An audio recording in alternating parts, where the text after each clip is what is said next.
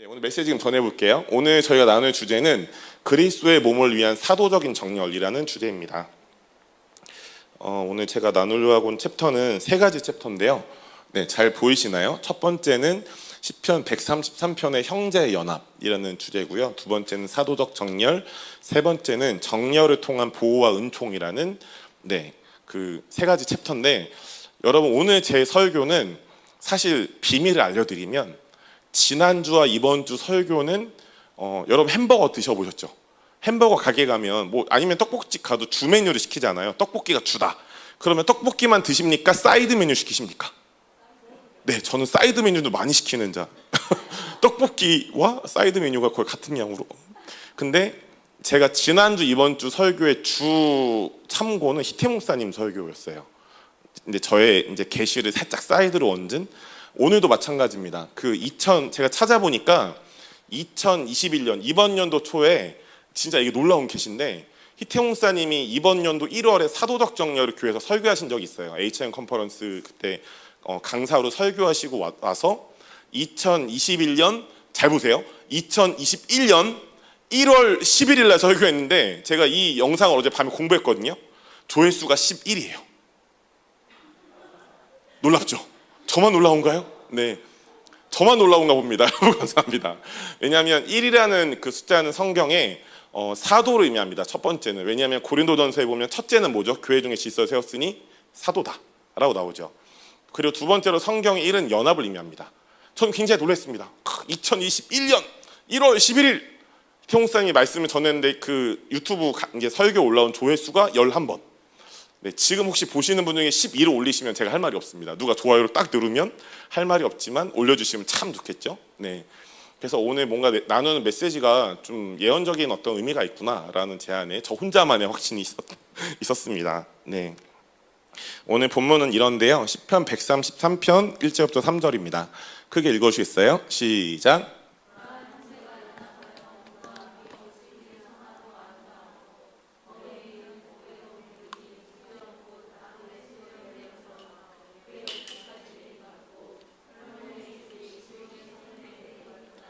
거기서 여호와께서 복을 명령하셨나니 곧 영생이로다 나와 있습니다. 네,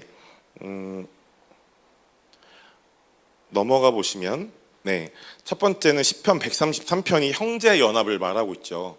이 구절을 오해하시면 안 되는 게, 그럼 자매는 언제 등장합니까? 라고 오해하실 수 있는 상황이지만, 여기서 형제는 남자만을 의미하는 것이 아니라 하나님 나라 안에서의 모든 권속들을 의미하는 거죠. 근데 이 시편 133편 그 성경에 보면 밑에 부제가 있잖아요. 이 시편 133편의 부제는 다윗이 쓴 시편이고요. 그 옆에 보면 성전에 올라가는 노래라고 나와 있습니다. 네, 성전에 올라가는 노래. 근데 이 시편 133편은 좀 굉장히 특별한 구조예요. 이거를 한번 이제 그림으로 이렇게 연결을 해보면, 이제 여기에 한 명의 대제사장이 있는 거죠. 그리고 그 앞에 12지파의 제사장들이 그 앞에 정렬해 있습니다. 여기는 한 명의 대제사장이 있고, 요 앞에 12명의 각 지파의 제사장이 있는 거죠. 그리고 그 제사장 12지파의 각 제사장 뒤에는 누가 있냐면 12지파가 나란히 열과 횡을 맞춰서 정렬하고 있는 그 군대의 모습을 담은 것이 시편 133편입니다. 그런데 이제 시편 133편 아까 읽으셨지만, 여러분 성경에 보면 대제사장은 백성의 대표죠. 그래서 1년에 이제 한 차례씩 그 백성들의 속죄를 위해서 나아가지 않습니까? 그렇듯이 여러분, 여기 제가 좀 글을 썼는데요. 좀 읽어드릴게요. 같이 읽어볼까요? 이게 대제사장부터 같이 읽어보겠습니다. 시작. 대제사장에게 부어진 기름 부음은 보이시나요? 네, 여기부터입니다. 여기부터 읽어볼게요. 시작.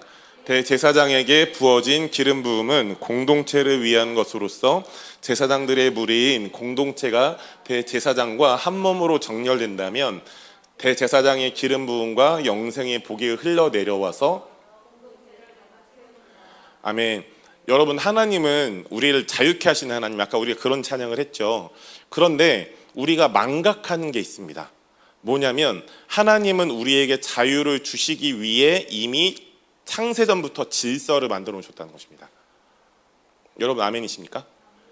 네, 이건 답정너가 아니라 그분의 인격적인 질서가 만들어져 있는 거죠. 사실 사도적인 정렬을 그냥 저만의 풀이로 얘기하면 삼위일체 하나님의 인격적인 질서라고 부릅니다. 삼위일체 하나님의 인격적인 질서. 여러분 저를 한번 보시겠어요? 삼위일체 하나님이 여러분에게 강요하실 때가 있습니까? 박경록 너 임재 안으로 안 들어오면 너에게 떡볶이는 없다, 밥은 없다, 이런 분이 아니시죠. 네, 강요하지 않으시죠. 계시록에 뭐라고 말씀하고 있나요? 우리의 마음과 우리의 존재를 만드신 예수님이 그 문을 두드리고 있대요. 근데 그 문은, 성경에서 문은 대개 우리의 마음을 의미하잖아요. 예수님이 젠틀한 신사로서 우리의 마음의 문을 두드리는, 그래서 경로가 네가 네 마음을 열면 내가 그 네 마음 안에 같이 들어가서 너는 나랑 같이 더불어 교제할 거야 라고 말씀하시잖아요. 여러분 사도적인 정렬은 여러분이 오해하시면 안 되는 게 공산당의 모습이 아닙니다. 여러분 성경에서는 순종을 두 가지로 얘기하죠. 첫 번째는 두려움으로 인한 순종입니다. 저는 서울시에서 태어난 순수 서울 혈통의 그 남자로서 지금은 그 국가지원금 25만 원 때문에 제가 대전에 몸을 팔았는데요. 팔았습니다. 이번 연도에 팔았지요. 네, 그러나 저는 저의 정체성 아이덴티티는 아직 서울 시민으로서 네, 서울에 있습니다만, 제가 서울 방학동이라는 곳에 살았거든요. 근데 여기서 조금만 가면 지금은 이제 많이 이렇게 번화가가 됐는데 의정부라는 아주 무서운 곳이 있습니다. 제가 중고등학교 때 의정부는 깡패가 진짜 많은 곳. 거기 저희 이제 친구가 있었어요. 이제 그 친구가 버스를 타고 저희 집에 와서 놀기로 했는데 저희 집에 이제 아버지랑 저랑 둘이 있었거든요. 근데 제 친구가 여름이었는데 그 친구가 항상 그 옛날에 MP3 기억하세요? MP3 목에다 건 MP3. 네, 그 MP3를 이렇게 항상 가요를 듣는 거 좋아하는 친구였는데 여름에 저희 집에 놀러 왔는데 여기는 코에 피가 나고 여기 어디 뭐 두들겨 맞은 그게 있고 MP3는 뺏긴 거예요. 무슨 일이냐 이렇게 저랑 아버지가 물어보니까 오다 깡패들한테 걸린 거죠. 네, 깡패 형들이 그 있는 거 다 내놓으라고, 없으면 10원에 한 대씩 맞는다고. 걔가 돈이 많았던 거예요. 진짜 한 대씩 맞고 MP3에 뺏긴 거죠. 여러분 그럼 이 친구는 깡패한테 사랑으로 순종했나요? 두려움으로 순종했나요? 두려움으로 순종했죠. 안 주면 맞으니까, 엄청 맞으니까. 네. 그런데 성경에서 두 번째 순종이 나옵니다. 이것은 사랑으로 인한 순종입니다. 자, 제가 오늘 안 나눈 말씀인데 그냥 한번 해볼게요. 성령 인도하신다고 믿고. 여러분 순종과 사랑은 뭐가 다를까요? 사랑은 자원한다. 네, 맞습니다. 박수 한번 주시죠. 사랑은 자원합니다. 그런데 순종도 자원합니다. 자, 제가 무슨 말 하려고 하는 거냐면 한번 따라해 보시겠습니까? 사랑은 순종이고 순종은 사랑이다. 제가 예전에 전도사로 있을 때 어느 날 담임 목사님이 금요일 날 설교를 하라고, 그래서 하나님 무슨 설교를 할 거야 했는데 그 에베소서의 아내와 남편 이야기 있잖아요. 아내들이여 이제 예수님의 교회를 아내들이여 남편들에게 순종하고 남편들이여 아내를 사랑하라, 이렇게 나와 있죠. 근데 이 말씀을 전했는데 그 예배를 끝나고 어떤 할머니 권사님이 오시더니 박 전사님 결국 성경도 남존여비인가요? 이렇게 하는 거예요. 왜요? 그랬더니 왜 우리만 순종해야 돼? 이러는 거잖아요. 왜 여자만 순종해야 돼? 남편은 사랑하라면서 왜 우리만 순종해야 돼? 이런 거 있잖아요. 근데 여러분 이 구절은 좀 놀라운 게 뭐냐면 남편과 아내 이야기가 나오기 전에 바로 앞 구절에 무슨 얘기가 있냐면요. 피차 너희는 서로 피차 서로 순종하라는 얘기가 나와요. 그리고 아내들이여 남편들에게 순종하고 남편들이여 아내들을 그리스도가 우리를 사랑하시듯 아내를 사랑하라 말씀하죠. 아니 왜 서로 순종하라 얘기하고 한편은 순종, 다른 한편은 사랑을 얘기할까요? 다시 한번 따라해 보시겠습니까? 순종은 사랑이고 사랑은 순종이다. 여러분이 누군가를 순종하기 원해요. 사랑하지 않는다면 죄송합니다. 순종이 아닙니다. 순종한 척하는 거겠죠. 그러니까 아까 그 친구가 깡패한테 순종할 수 있습니까? 사실 불순종을 못하죠. 여기서 말하는 순종은 사랑입니다. 사랑. 그러니까 여러분이 여기서 남편과 아내 이야기를 했지만 우리가 권위자, 부모님 다 통용되겠죠. 모든 분들에게. 우리 좌우 앞 뒷분에게 한번 인사해 보시겠어요? 이렇게 제가 당신께 순종하겠습니다. 인사해 주시죠.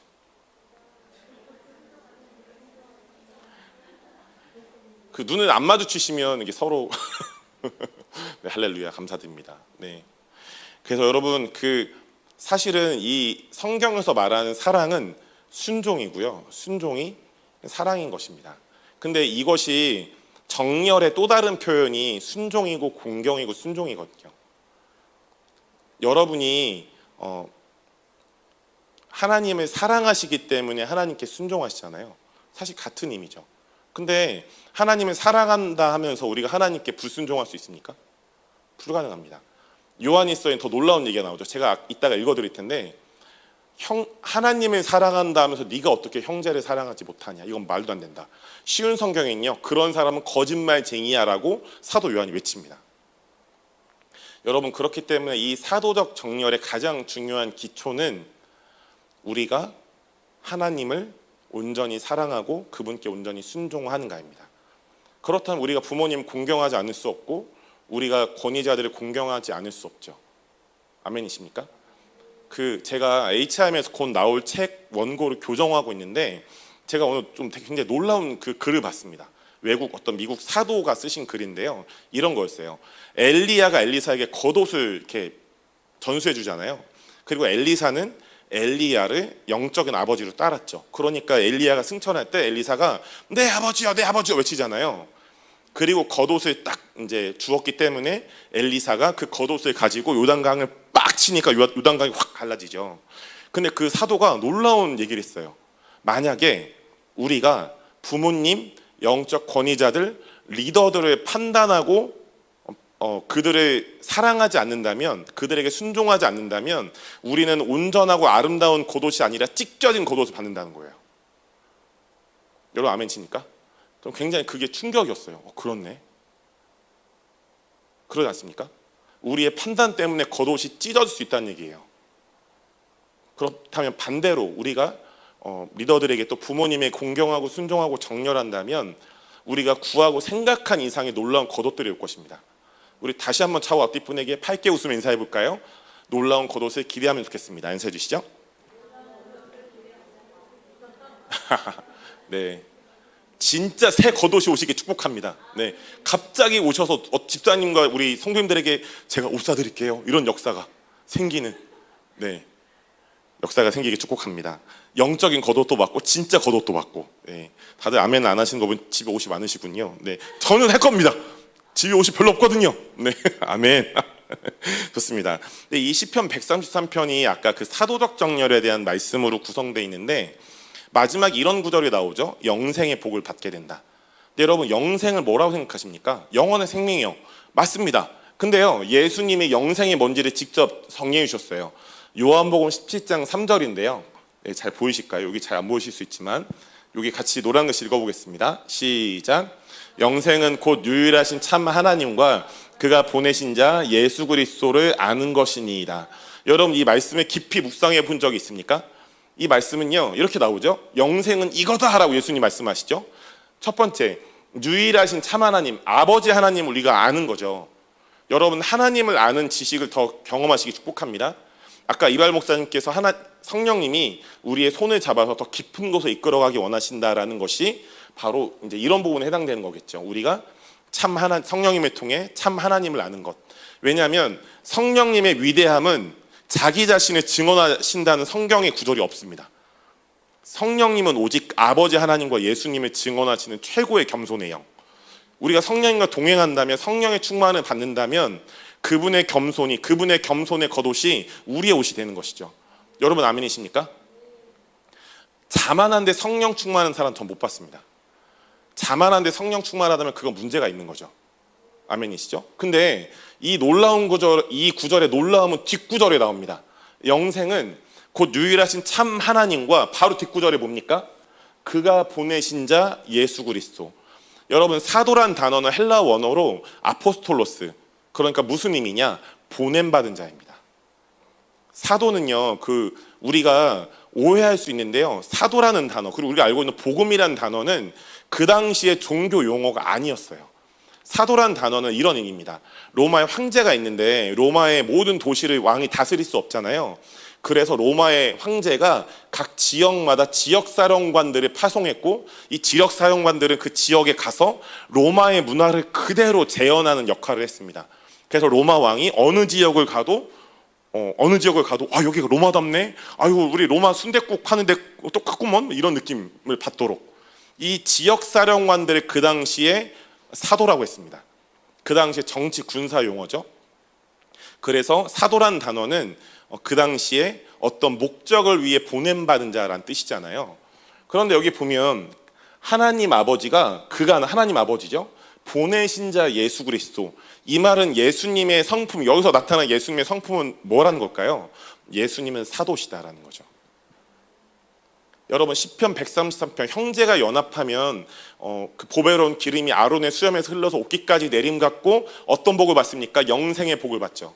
여러분 우리가 연합하게 되면 우리의 직임이 메인 직임이 사도이든 사도가 아니든 사도적인 정열의 풍성함으로 우리가 파송받게 된다는 것입니다. 여러분 아멘이십니까? 네, 여기 나왔잖아요. 보내신 자 예수 그리스도를 아는 것이다. 그리고 요한복음 10장 21절에 뭐라고 말씀하고 있나요? 같이 읽어볼까요? 시작. 예수께서 또 이르시되 너희에게 평강이 있을지어다. 아버지께서 나를 보내신 것 같이 나도 너희를 보내노라. 여러분 우리의 아이덴티티, 정체성 중에 굉장히 중요한 아이덴티티가 뭘까요? 하나님의 자녀. 맞습니다. 근데 그냥 하나님의 자녀가 아니라요. 저를 한번 보시죠.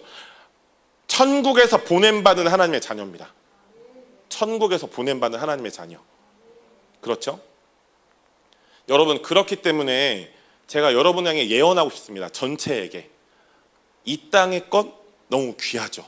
그리고 나에겐 이게 없는데 저분한테 막 있어요. 우리가 같은 교회인데 저에겐 없는 게 다른 분한테 있어요. 여러분 이럴 때 육신적인 원리로는 배합할 수 있습니다. 예를 들면 진짜 예를 들까요? 진짜 예입니다. 저는 전 상관없는데요. 예를 들어서 어떤 분이 저랑 어떤 분이 주식을 똑같이 투자했는데 이분은 올랐고 저는 떨어졌어요. 그냥 잘 됐어요. 그 속으로는 진짜 잘 됐을까요? 아유 배 아파. 쟤만 잘 되고 나는 어떻게 된 거야? 근데 여러분 이런 케이스는 그리스도의 몸의 원리를 모르는 겁니다. 왜냐하면 우리 몸은 연결되어 있듯이 성경에 보면 예수님이 머리죠. 우리가 몸의 지체, 우리가 다 연결되어 있죠. 그러면 다른 지체가 잘 되면 우리가 그 잘된 지체를 존중하고 함께 하이파이브하고 축복할 때 우리는 더 잘 돼요. 여러분 아멘이십니까?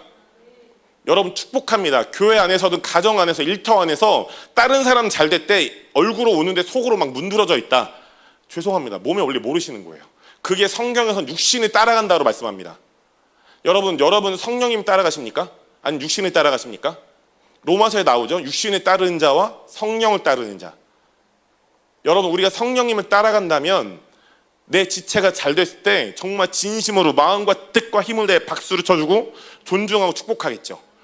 그럴 때 그분이 받은 복을 우리가 똑같이 받게 돼요. 아멘이십니까? 가장 이런 거 있잖아요. 애들 이렇게 상대해 보면 어린애들 누구 칭찬해 주면 저는요 배 아파해요. 나는 왜 안 해줘요? 나도요. 목사님 나도요. 애들이니까. 근데 영적인 레벨로 우리가 그 요한 일서에 나오잖아요. 영적인 아이의 증거가 뭔지 아십니까? 시기 질투가 많습니다. 몸의 원리를 모르니까. 그냥 자기에 갇혀 있으니까요. 근데 여러분 우리 교회 성도님 여기 오신 분들은 여기 오실 정도면 영적인 어른이나 믿습니다. 우리 좌우 뒷분에게 다시 한번 밝게 웃으며 인사해 볼까요? 당신의 잘됨은 곧 나에게 축복입니다. 인사해 주시죠. 아멘이시죠? 네, 아멘입니다. 여러분의 잘되심이 우리 교회의 큰 축복이고요. 여러분의 고통이 또 우리 모두의 고통입니다. 아멘이시죠? 제가 예전에 한 2달 전에 집에서 막 청소를 막 열심히, 청소 굉장히 좋아하거든요.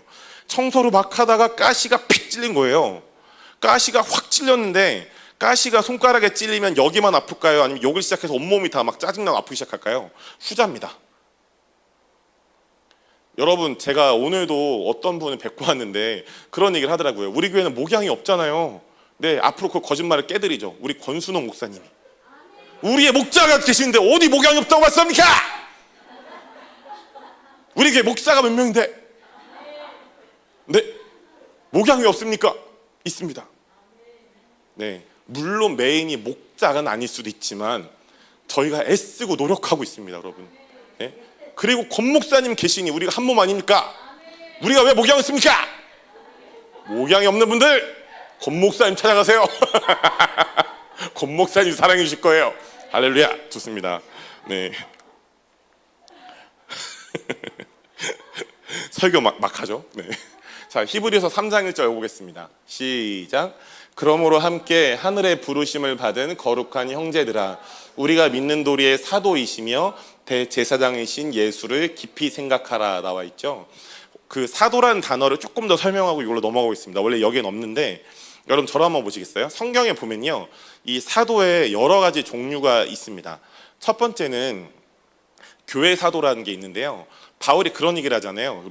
그 고린도 교회에게 내가 다른 사람이 너희는 사도는 아니겠지만 적어도 너희 교회 내가 사도야. 그런 얘기를 하잖아요. 이것은 이제 교회 사도. 그러니까 우리 교회를 보면 정태영 목사님이 그 우리 교회 사도적 리더죠. 그렇죠? 또 뒤에 또 다른 사도의 어떤 그 스타일을 본다면 지역 사도라는 게 있습니다. 아까 기억하시죠? 로마 황제가 지역의 사령관들을 파송한 것이 바로 지역 사도의 모습들이죠. 그리고 어떤 또 사도가 있냐면요, 기도 사도라는 것도 있습니다. 시니 제이콥스 같은 그 선지자분들이 그 기도의 권위 안에서 사도적인 권위를 갖고 사역을 하다 보니까 뭐 루잉글 목사님이나 시니 제이콥스 이런 분들을 기도 사도라고 부르죠. 마지막으로는요, 일터 사도라는 게 있습니다. 여러분 성경은 사도들이 많이 썼잖아요. 신약 성경은. 여러분에게 질문 한번 해볼까요? 신약 성경 중에 12사도가 쓰지 않은 성경은 무엇입니까? 훈성 집사님 뭘까요? 그럼 제가 다른 질문 해볼게요. 똑같은 개념인데 다른 질문 해볼게요. 누가는 12사도 중에 한 명이었습니까? 아닙니까? 아닙니다. 그러니까 제가 아까 한 질문, 첫 번째 질문이 두 번째 질문이랑 같은 거죠. 누가복음과 사도행전은 누가가 썼는데 누가 쓴 거죠? 누가가 썼대요. 네, 개근데 할렐루야. 네, 귀 있는 자는 들을지어다. 누가가 썼는데 이 누가는 그 당시에 12사도가 아니었습니다. 그러니까 저와 여러분들과 똑같은 성도님. 근데 그 성도가 다른 사도들과 견주어 조금도 부족함 없는 성경의 그 두 권의 성경을 쓴 거죠. 그리고 다른 신약의 성경들도 다른 사도들이 쓴 성경도 굉장히 우리가 좋아하지만 누가복음과 사도행전은 굉장히 우리가 많이 듣고 공부하고 배우는 책 아닌가요? 그래서 이 누가는 그 당시 어떤 직업을 갖고 있었습니까? 의사였죠. 그리고 이 누가는 12사도가 아니었지만 바울의 사도팀 중에 한 명이었습니다. 무슨 말일까요? 예를 들어서 베드로와 바울 이런 사람들을 뭐 종교 영역 쪽의 사도라고 본다면 누가는 일터 영역의 사도였던 거죠. 여러분 그렇기 때문에 희태 목사님 우리 교회에 어떤 교회 사도적인 역할을 하고 있잖아요. 또 맞고 그게 저분의 바람은 뭘까요? 내가 외부 사역을 많이 다니는 것이 아니라 우리 교회 더 많은 일터 사도들이 일어나고 더 많은 일터의 선지자들이 일어나는 것, 더 많은 일터의 복음 전도자, 목자, 교사들이 일어나는 게 저분의 꿈이고 우리 모두의 비전이죠. 여러분 아멘이십니까? 그래서 그 교회가 만물을 회복한다는 그 구절이 에베소서에 2번 나오잖아요. 만물 안에서 만물을 충만하게 하시는 충만합니다. 이게 하나님께서 교회를 통해 만물을 회복하는 하나님 나라의 통로 역할을 한다는 것이죠. 여러분 그렇기 때문에 이 사도의 이런 어떤 역할들이 있는데요. 이 말씀을 보시면 예수님은 우리가 믿는 도리의 사도이시고 대제사장이다 말씀하고 있습니다. 그렇기 때문에 우리가 여러분 예수님을 믿는다고 할 때 영접한다고 하잖아요. 근데 이 마태복음에 보면 예수님이 영접이란 단어를 이렇게 쓰시죠. 선지자를 영접하는 자는 선지자의 상을 같이 받는다. 근데 이 영접이란 단어는요, 누군가를 환영, 웰컴해서 네 감사합니다. 네 천사의 소리라고 믿습니다. 대접한다는 뜻이죠.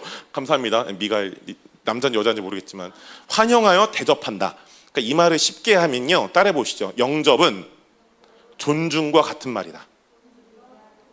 그냥 우리가 너 예수님 영접했어 안 했어? 다른 말로 뭘까요?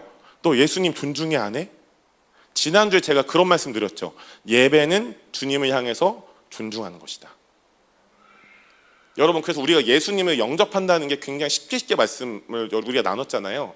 그 안에는 예수님을 믿는다는 건 예수님을 존중하는 것, 다른 말로 예수님께 정렬하는 것이죠. 근데 어떤 예수님이십니까? 후원자이신 예수님. 참 좋습니다. 근데 계시록에 보면 예수님이 죽임당한 어린 양이시지만 그분은 유다의 사자이시죠. 여기 보면요, 예수님이 대제사장이신데 사도이시다 말씀하고 있습니다.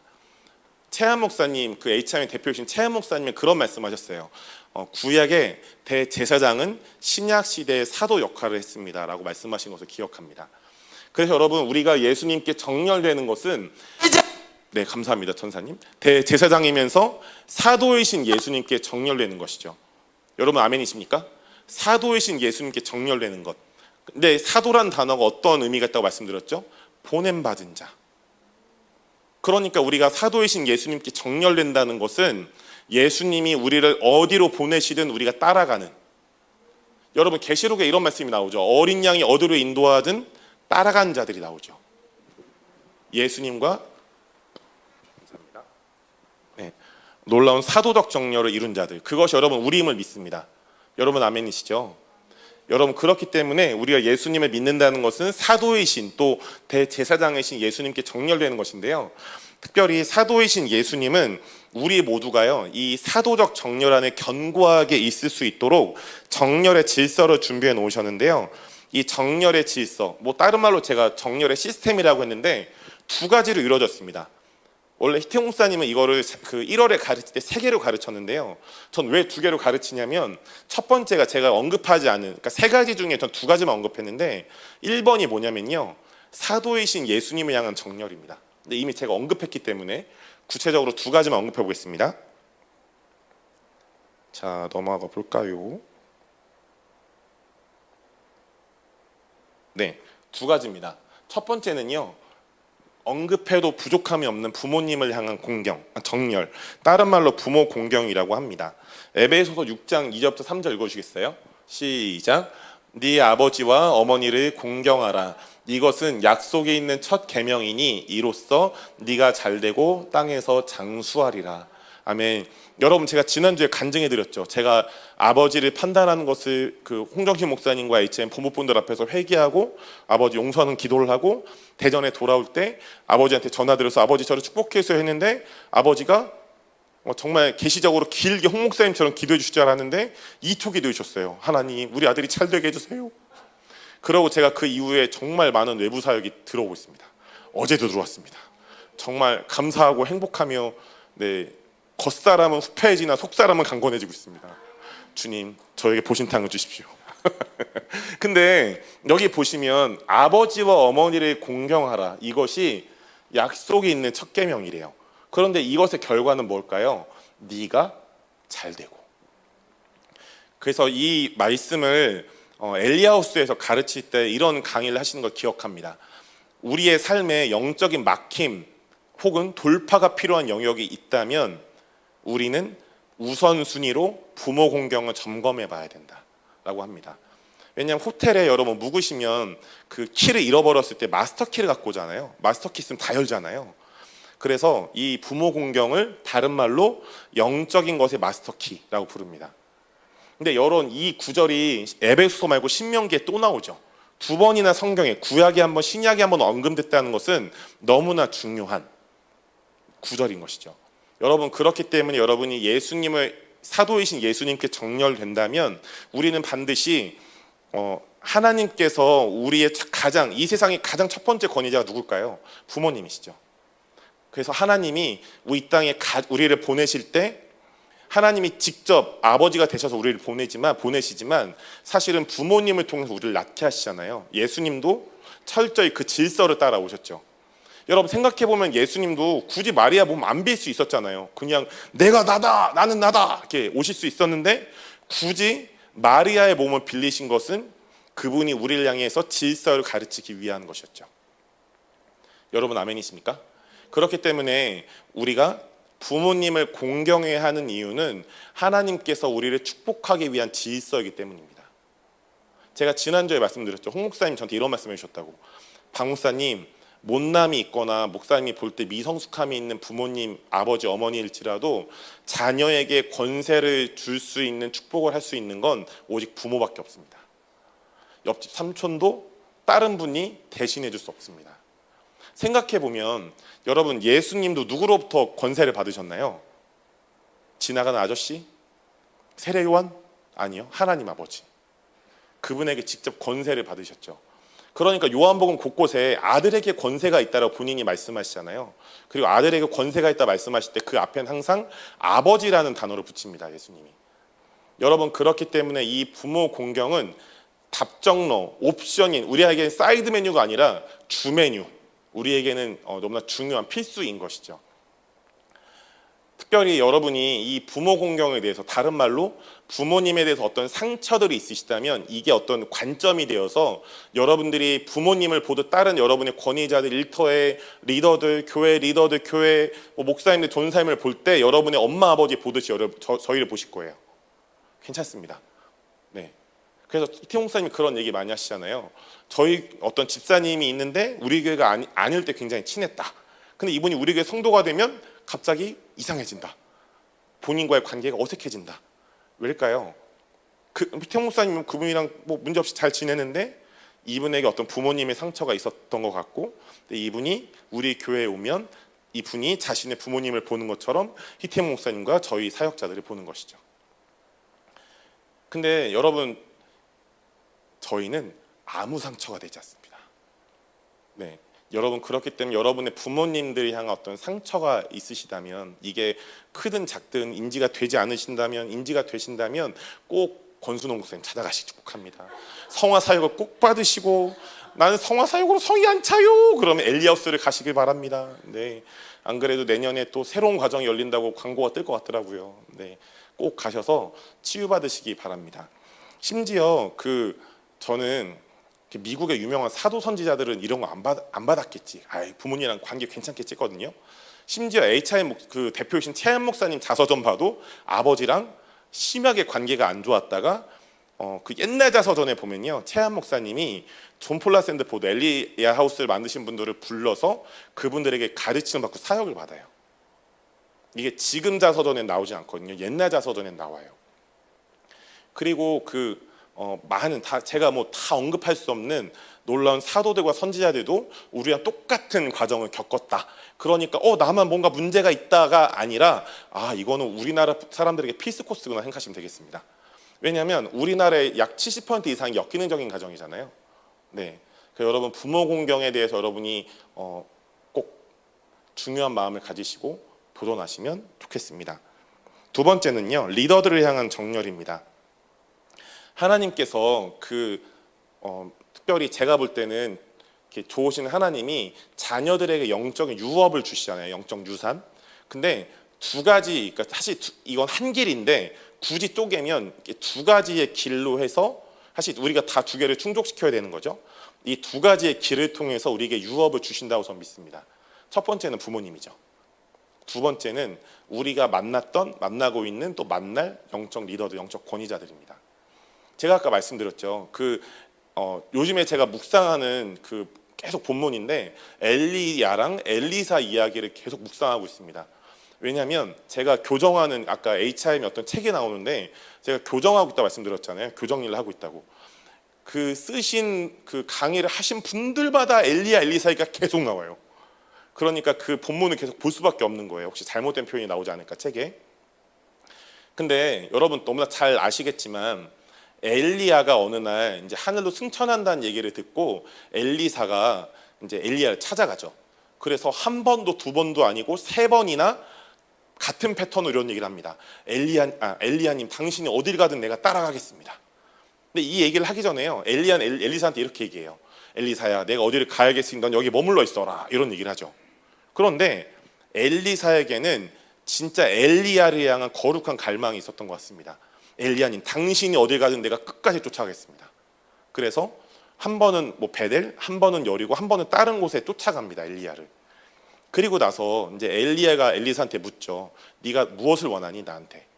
그랬을 때 너무나 잘 아시잖아요. 엘리사가 엘리야에게 뭐라고 말씀합니까? 당신의 능력에 갑절, 그러니까 더블 포션을 구합니다. 갑절의 영감을 구합니다 라고 말씀하죠. 그러니까 엘리야가 너 그거 어려울 거야. 근데 내가 하늘로 올라간 것을 네가 보게 되면 그게 이루어질 걸? 이라고 얘기합니다.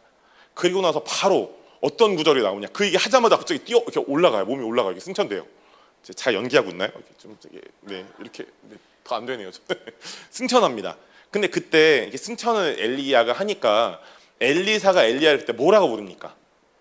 내 아버지요, 내 아버지라고 부르죠. 여러분, 이 구절이 놀랍습니다. 왜냐하면 이제부터는 엘리사는 더 이상 엘리야를 볼 수 없어요. 이렇게 상상할 수 있거든요. 엘리사가 그동안 거짓된 동기로 엘리야를 섬겨왔다면 굳이 내 아버지 안 해도 됩니다. 아유, 엘리야님 잘 가유, 이제 내 세상이유, 이러면 됐을 거예요. 근데 그렇게 하지 않죠. 엘리사는 엘리야, 이제 곧 이제 보지 못할 그 엘리야를 향해서 내 아버지여, 내 아버지라고 두 번 외칩니다.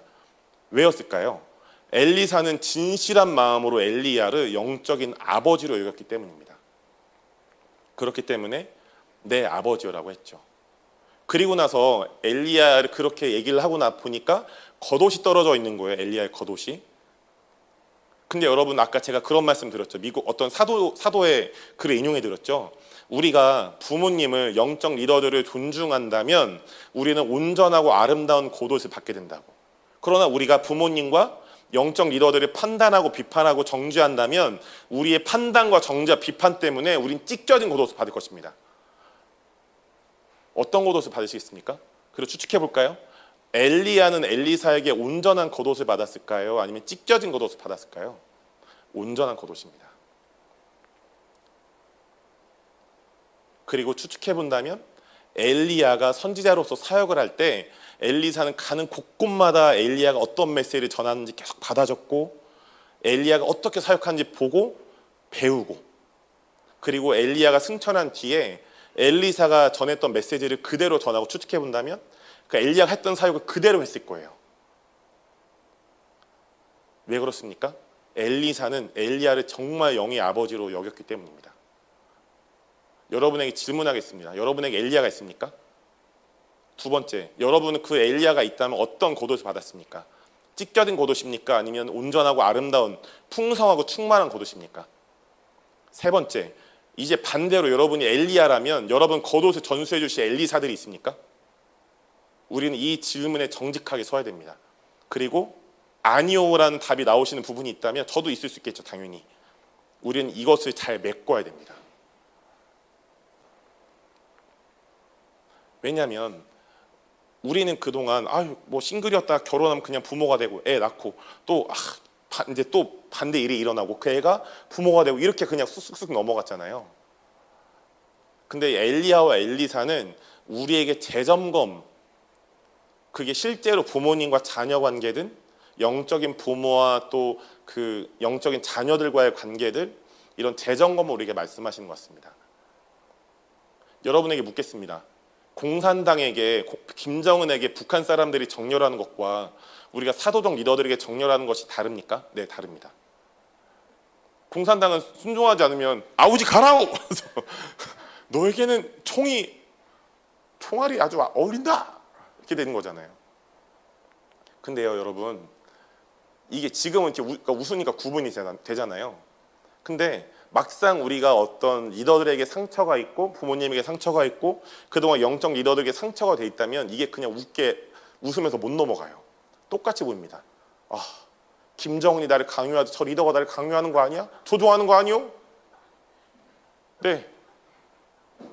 그래서 전 이렇게 말하고 싶습니다. 여러분이 조종해서 멋이 중원디 뭐가 있는지 아무것도 하지 않습니다. 네, 뭐가 있겠습니까? 네.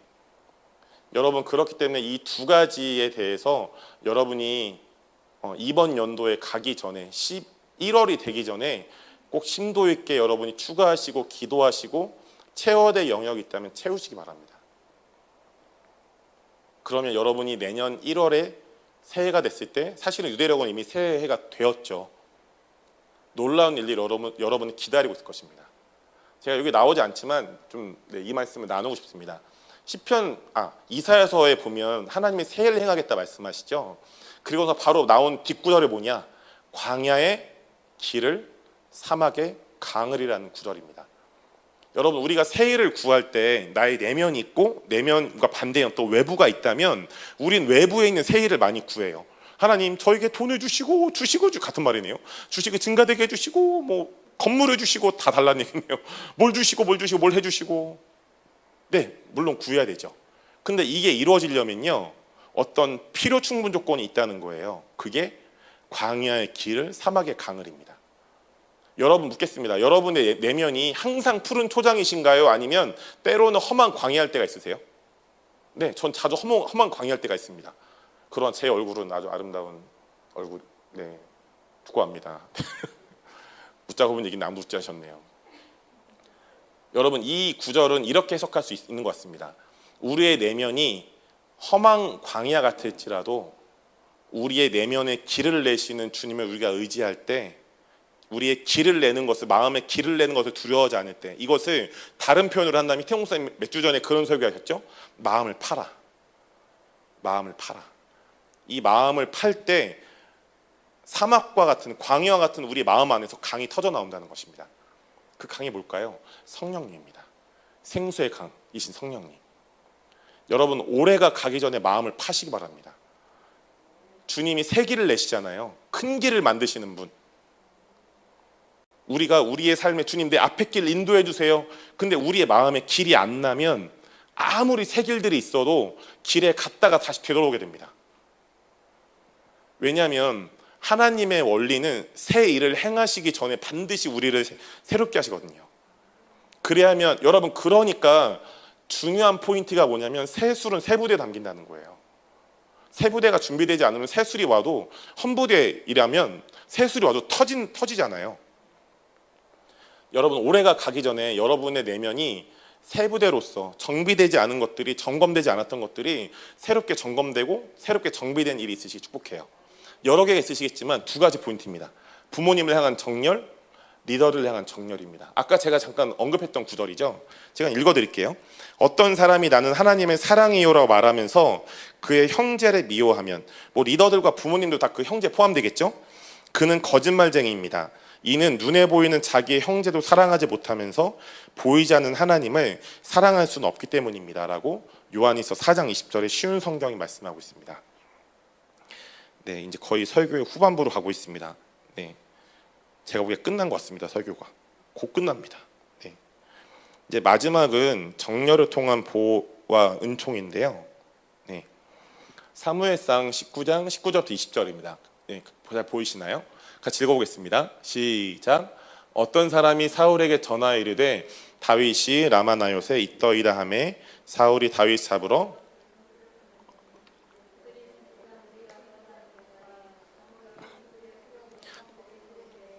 하나님의 영이 사울의 전령들에게 임함에 그들도 예언을 한지라. 아멘입니다. 오늘 설교의 마지막 페이지입니다. 여러분, 우리가 사도적인 정열을 순종하고 이루게 되면, 그 안에 깊이 들어가면, 아까 바울 목사님이, 제가 자주 정말 바울 목사님의 존중하는 마음으로 놀리는 멘트입니다. 이 바울도 선지자 중에 있더냐. 아까 바울 목사님이 봤다 오길래 진짜로? 그래서 근데 진짜 본 것 같은 거예요. 성령님이 우리의 손을 잡아서 깊은 곳으로 이끄실 때, 인재 안으로 이끄실 때, 또 다른 말을 표현한다면 그분이 우리를, 성령님은 제가 첫 주에 말씀드렸죠. 하나 되게 하시는 영, 우리를 사도적 정열로 이끄실 때 어떤 일이 일어나냐? 세 가지 일어납니다. 첫 번째 일은요, 정열 안에 있으면 정열을 통해 풍성한 영적인 유업을 받아서 우리가 또 다른 이들에게, 그것이 영적인 자녀이든 육신의 자녀들이든 전수할 수 있습니다. 여러분, 이거 잠깐 우리가 읽었던 사무엘상 19장 19절 20절에 보면요, 너무 잘한 장면이시죠? 사울이 그 다윗을 죽이려고 자기 부하들을 보내잖아요. 부하들을 보냈는데 9절이 아니네요. 와, 네, 맞습니다. 한번 봐야겠네요. 이 구절이네요. 네네. 사울이 다윗을 잡으려고 부하들을 보내죠. 근데 가는 족족 막 하나님의 영이 임해서 예언을 하는 거예요. 그래서 이제 그 예언을 하는 과정 안에 이제 이 구절이 나오죠. 근데 여러분, 여기 보면 놀라운 구절이 있습니다. 뭐냐면, 자, 이 구절 한번 잘 보세요. 그거 제가 문제를 내볼게요. 보셨나요? 네, 묻겠습니다. 첫 번째 질문. 이 구절에서 사무엘은 예언을 했습니까? 안 했습니까? 선지자 사무엘은 예언을 했습니까? 아니요, 안 했습니다. 왜죠? 사무엘이 그들의 수령으로 선 것을 볼 때, 단지 사무엘은요, 라마나요의 후배 선지자들의 수령, 영적인 아버지 혹은 리더로서 그냥 든든히 커버링이 돼서 같이 있어줬어요. 예언은 누가 했습니까? 선지자 무리가 예언하는 것과 그 선지자 학교 라마나요새 사무엘이 손수 키운 영적인 딸들 뭐 아들들 이들을 그냥 선지자 무리라고 했죠. 후배 선지자들이 예언했습니다. 왜 그렇습니까? 이 선지자 무리들이 선지자 사무엘, 국가적인 선지자 사무엘에게 정렬했기 때문이죠. 정렬했을 때 국가적인 선지자의 유업이 이 후배 선지자들, 선지자 무리들에게 입혀졌고, 그래서 선지자 무리들이 사무엘만큼 예언하는 거예요. 사무엘만큼. 예수님이 뭐라고 말씀하십니까? 나를 믿는 자는 나와 같은 일을 할 거야. 그리고 나보다 더 큰 일을 할 거야. 우리가 예수님을 믿으면, 예수님께 정렬되면 예수님과 같은 일을 하죠. 그리고 예수님보다 더 큰 일을 하게 됩니다. 여러분, 그렇기 때문에 여러분의 삶에 기적을 일으키는 거, 기적이 일어나는 거 더 기대하시고 추구하시기 바랍니다. 아멘이시죠? 왜냐하면 주님이 언약해 놓으셨으니까. 우리가 기적이 안 일어나면 우리가 쫄리는 게 아니에요. 그분이 쫄린 거예요. 죄송하지만 여러분 당황하지 마세요. 네, 그 주님께 추구하세요. 주님 더 큰 일 주시죠. 더 큰 일. 근데 그렇기 때문에 아까 제가 마지막에 그 보여드렸던 페이지에 1번이 성립이 되는 게 이것입니다. 정렬 안에 있으면 정렬을 통해 풍성한 영적인 유업을 우리가 받아서 전수할 수 있습니다. 여러분, 우리가 그 정렬한 HIM은 사도적인 교회, 사도적인 센터를 추구하잖아요. 최한 목사님, 뭐 여러 사도들과 선자들이 있습니다. 우리 교회가 그 HIM에 속해 있죠. 그렇다면 우리가 그분들의 사도적 정렬이 되어 있다면 그분들과 같은 일을 우리도 하게 됩니다. 그리고 그분들이 하셨던 일보다 우리 더 큰 일을 하게 되죠. 여러분 아멘이십니까? 아멘입니다. 그렇기 때문에 여러분의 삶에 예수님과 같은 일, 예수님보다 더 큰 일을 추구하시기 바랍니다. 전 그런 기도를 합니다. 하나님, 죽은 자를 예수님보다 많이 살리게 해주세요. 아멘이십니까? 네, 저는 실험을 할 겁니다. 근데 어떻게 실험을 해야 되냐 좀 고민하고 있습니다. 어떻게 실험을 해야 되지? 그러니까 어느 날 저희 어머니가 그런 얘기 하시더라고요. 경로가, 혹시 내가 그렇게 되면 나를 살려. 순간 이런 단어가 떠올랐습니다. 이것은 개이득? 엄마 감사합니다, 어머니. 네. 자, 두 번째, 정렬 안에 있으면이 아까 말씀드렸죠. 정렬된 사람보다 우리가 더 큰 일을 할 수 있습니다. 제가 언급했던 구절이에요. 내가 진실로 진실로 너에게 이르노니 나를 믿는 자, 예수님을 믿는 자는 내가 예수님이 하는 일을 그도 할 것이요. 대신 이거는 못하겠죠. 우리가 십자가에 죽고 부활하는 건 못하겠죠. 나머지는 다 할 수 있지 않을까요? 할 것이요 또한 그보다 큰 일도 하리니 이는 내가 아버지께로 감이라. 여러분 에미꽃은 성교사님 만나신 적 있잖아요. 그분은 실제로 물을 포도주로 바꾸잖아요. 근데 사실 그분의 믿음과 우리 믿음은 차이가 없습니다. 그분이랑 우리가 다른 거 볼까요? 그분 포기하지 않습니다. 이 말씀을 그대로 믿죠. 예수님이 물을 포도주로 바꿨다면 나도 똑같이 할 수 있어. 진리를 향해서 포기함이 없는 거예요. 여러분, 속사람의 강건함은 진리를 향해서 포기하지 않는 것입니다. 제가 그 HIM에서 곧 나올 책을 교정하고 있다고 그랬잖아요. 가장 많이 나온 얘기가 뭐냐면 엘리야 얘기가 가장 많이 나오고요. 두 번째가 속사람이 강건한 건 우리가 진리를 향해서 포기하지 않는 것이다. 기도 쉬지 말라 이거죠. 제가 오늘 아침에 이렇게 잠에서 깨는데 갑자기 주님이 이런 마음을 주셨어요. 대한민국은 위대하다. 위대한 나라다. 물었습니다. 머리는 뻔히 알잖아요. 주님 왜 위대할까요? 물어봤는데 제가 좀 공부해 볼 여지가 있긴 하지만 제가 아는 바로는 여러분 우리나라가 평양대부흥과 원산대부흥이 있었죠. 알고 계시죠? 우리나라는 부흥을 경험한 국가인 거 알고 계실 거예요. 근데 더 놀라운 사실이 있습니다.